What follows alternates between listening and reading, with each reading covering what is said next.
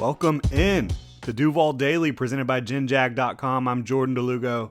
Thank you so much for tuning in on a Victory Monday edition of the show. We're going to talk about my top takeaways after a deep dive into the Jaguars' 36-22 victory over the hated Tennessee Titans. I'd like to remind you to follow me on Twitter at Jordan DeLugo, Generation Jaguar, at Generation Jag. Please hit that like and subscribe button on YouTube as well. Really supports the channel. Could not be doing this without y'all. Your support means the world. Thank you so much for being here once again. All right. Top takeaways from the Jaguars win over the Titans. The culture is changing, and it's been a gradual change. I think part of that is natural, right? You don't come in here and change everything from day one if you're Doug Peterson. You start working towards that, and you show your accountability, you show your willingness to work with these people and have good relationships with them, all that stuff. But part of it is demonstrated performance as well. The players have to see that you know what you're doing as the head coach. They know you won a Super Bowl. They respect you for that. They know how you treat them and how this organization is run and how it feels like there's a purpose for everything that they're doing. But seeing these wins in certain situations and being able to believe in that and look back on that is huge for these young Jaguars. And when you talk about the culture, I think you're starting to see a team that is going to fight and is going to play hard week in and week out. Even against the Lions, they did not play well, obviously. But I think a team like that, like the Jaguars of the past, right? They go in Detroit, they get smacked by the Lions. I think if they go to Nashville the next week, they come out and Derrick Henry's running all over them, that they fold. And that's what was happening early in this game in the first quarter against the Titans, but the Jaguars did not fold. I think a lot of that has to do with their belief in their head coach, their belief in their quarterback, Trevor Lawrence, and the belief in the entire culture, the belief in the entire organization and the system and what is going on in Jacksonville. There's a lot of different things you can point out specifically, like that Doug Peterson has done with this football team. But I think it's clear that he has established a new culture, and they've been building on that throughout the year. And a win like this against Tennessee in Nashville, you have not won there since 2013. It means a lot. And it, Doug Peterson always talks about, well, the next game is the most important game. And they do believe that within that building. But he made a point, from what I have heard, to put together a little bit of a video montage kind of explaining the Jaguars-Titans rivalry and history to some of these players, because these players are so young and new. I mean, most of this defense was not around 2 years ago, right? A lot of this offense, same thing. So these players, they need to know what they're playing for. They need to know why this means something. And that, I think, builds a bridge between the football team and the fan base and the entire culture of this organization, not just within the building, but throughout the fans as well. I think it's clearly changing, and Doug Peterson is the catalyst behind that, and Trevor Lawrence is the catalyst behind that as well. And who is playing better football than Trevor Lawrence? Over the last 5 games, 11 total touchdowns, over 1,400 yards, total yards. 0 interceptions. The guy's playing out of his mind right now, and it's not perfect. And it usually is not perfect for quarterbacks in the NFL. You see mistakes even in great games. You saw one today where he could have got picked off, but he didn't. And he led his offense and battled back, and he did it without a running game. And this is a guy that I think Trevor has always had the confidence in himself since entering the NFL, the confidence in himself that he can do it, that he can get the job done. Now I think he has the confidence that he believes he will get the job done, and that the players around him will also get their job done. So the trust he is having in his guys out there, and the trust and confidence he's having in himself, believing that he will get the job done, not that he can, but that he will, I think has been huge. And you see the physical talent all over the damn place. Some of the throws he was making today, or yesterday, excuse me, unbelievable. Just dimes all over the field. Even the incompletion in the end zone to Zay Jones, which may or may not have been pass interference. Zay didn't complain about it, but it did hit Zay right in the hand. I mean, that was an unbelievable throw. You have the one where he's scrambling around, hits Jamal Agnew on the back shoulder. There were so many just absolute seeds from Trevor Lawrence in this game. And that's what you've seen for the most part over the last 5 games for Trevor Lawrence. Again, 11 total touchdowns, 1,400 total yards, over 1,400 total yards, and 0 interceptions over the last 5 weeks for Trevor Lawrence. He and Doug Peterson are the catalysts for this culture changing in Jacksonville around this team inside that building. And it's just a sight to behold. And this is what you thought you could get when you brought in Doug Peterson to pair him with Trevor Lawrence. This is what you thought you could get. You know, a team that is starting to fight and show signs of life and look like a team that could be really dangerous in the future if the right moves are made throughout the offseason. So beyond the culture changing, and this isn't a takeaway specifically from the X's and O's of this game, but hope is alive in Jacksonville for 2022. The Jaguars are in the hunt. When you look at the graphic on ESPN or NFL Network or wherever the hell you're looking, the in the hunt graphic, the playoff graphic, it's Monday, December 12th, and the Jaguars are on that graphic. That's something that you have not seen in Jacksonville in a long time, really since 2017. And to see it now after, losing 5 straight games in the middle of this season and things looking like they were falling apart, but you start slowly putting the pieces back together, getting things going back in the right direction for Doug Peterson and his crew. And again, they were never getting blown out. This was never a team that was completely falling apart. They just were struggling to win games, and now they're starting to win more games. Over that 5-game stretch of Trevor Lawrence playing great football, they're 3-2. And they've beaten the Ravens, they've beaten the Titans, and they have beaten the Raiders. So, not the best teams on the planet right now, but they've beaten veteran teams. And you love to see that. So, big-time culture shift in Jacksonville. Hope is still alive. If the Jaguars go 4-0 down the stretch here, which is going to be difficult. You're playing Dallas. I know that. You're playing the Titans again. You're playing the Texans in Houston, New York, Thursday Night Football. It's not going to be easy.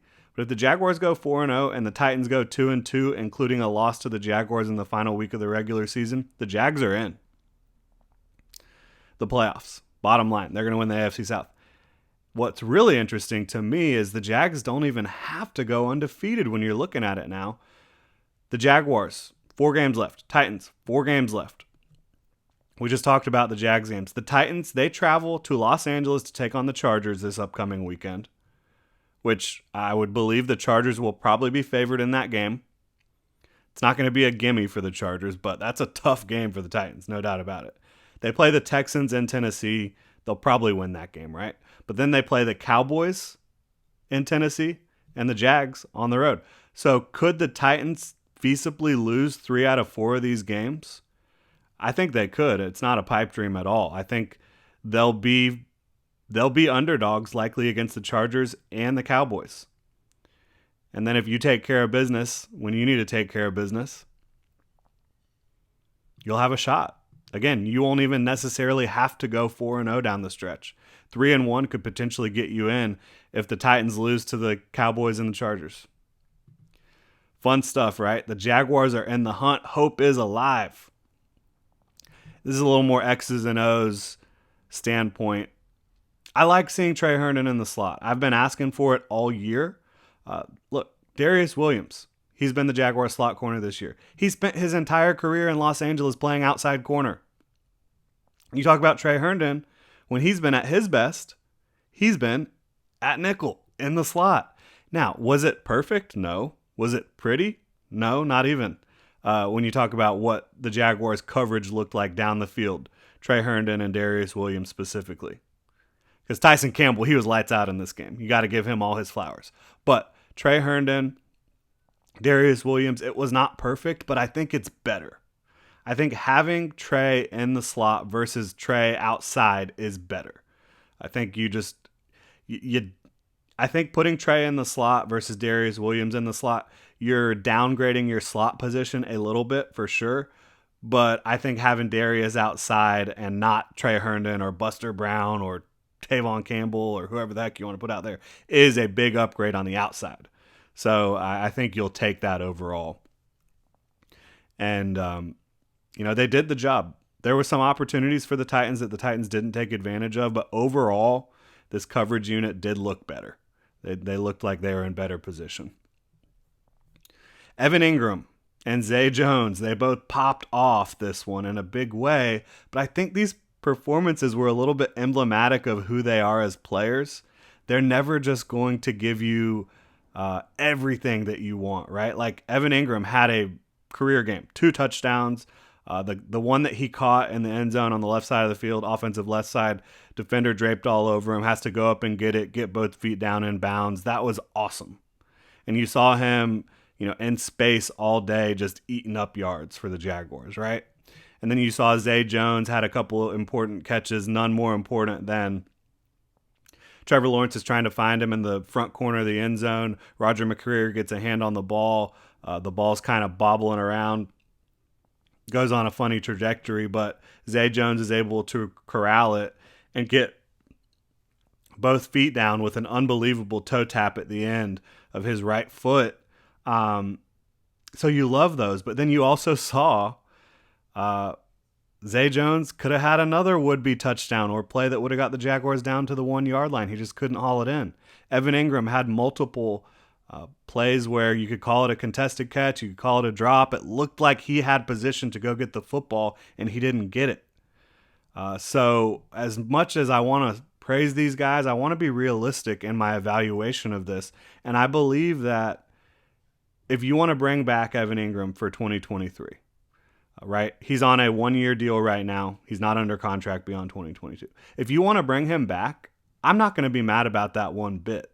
But I will say, depending on how much it costs, all that stuff, is it going to be the best use of resources? Is it going to be the move at the tight end position that gives you the highest possible ceiling?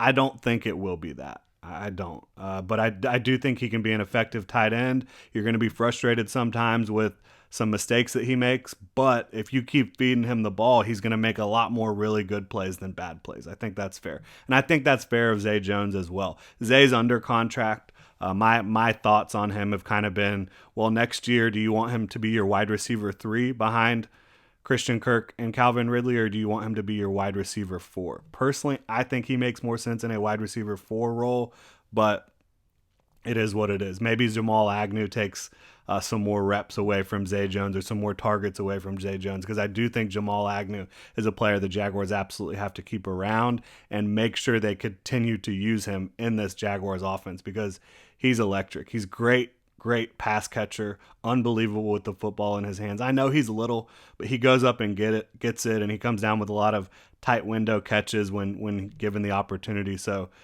love what Jamal Agnew did, and he got that big play called back, which was a real big bummer for him. But this is a guy playing really well, and he's under contract through 2023, but he's one of those guys where there's the team out, you start getting funny with the money, and maybe you decide, well, we could save $5 million by getting rid of Jamal Agnew. I wouldn't do it. I would keep Jamal Agnew in Jacksonville as long as I possibly can. I do want to get into a couple negative takeaways from this game. And I'll keep it brief. Look, the Titans offense and the Titans defense, both heavily injured, both not performing at a super high level right now. I don't think that the Jaguars' pass rush coming to life was a sign that they've broken down the dam or broken the wall, and now all these sacks are going to continue coming hot and heavy throughout the remainder of the schedule. I think you were looking at a Titans team, especially at offensive tackle, that really, really struggles to pass protect. I think you're looking at a Titans team that did not have a full complement of receivers, did not have a lot of weapons for the Jaguars to be fearful of. And I think you saw Ryan Tannehill a little gun shy a couple times. And so you saw the Jaguars pass rush really come to life. And I'm giving them credit for getting the job done. They went out there and they did the job. Credit where it's due. But I'm trying to say maybe temper the expectations if you're expecting them to do that same thing against the Dallas Cowboys or the Jets in a couple. Like, hopefully they do build off this and continue to play well. But the way I evaluated that, it looked a lot more like a shoddy offensive line and offense as a whole than it did the Jaguars just being this dominant defensive front. And so I think that is something to monitor, obviously, coming up in some of these games. And then finally, the Jaguars are not going to last long the way they're run blocking right now.